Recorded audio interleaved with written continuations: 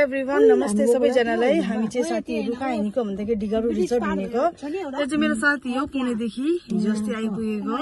अनि उसले चाहिँ मलाई गिफ्ट पनि ल्याइदिएको छ है साथीहरू। म चाहिँ तपाईँलाई अनबक्सिङ पछि गरेर देखाउँछु है त।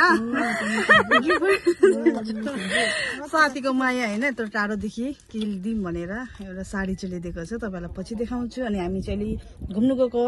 मेरो साथीले चाहिँ मेरो लागि 2 सब भन्दैछ है साथीहरू। हाई गाइस, अनि मेरो साथीको आज ब्लगमा धेरै सपोर्ट गरिदिनु होला, धेरै माया दिनु होला। अनि आज मेरो साथीको चाहिँ डिगारु रिजोर्ट किन जानुभएको भन्दा स्पेसली भन्दा मेरो साथीले आज शादीको पार्टी दिएको हामीलाई। आज हामी पुणेबाट आएको त शादीको पार्टी। हामी अभियसली कस्तो हुन्छ हेरौँ न, रमाइलो गरौँला, त्यहाँ देखाउँला तिमीलाई ब्लग। अब सेकेन्ड साथीले मेरो बारेमा के भन्दैछ साथीहरू यहाँ हेर्नुहोस्। चलो भन्दौ 2 सब ल हाम्रो साथीलाई एकदम लाइक अनि फलो गरिदिनुहोस् होला। बहिनीले पनि के भन्छ कि बहिनी त शर्मान्छ साथीहरू के बोल्नुको लागि।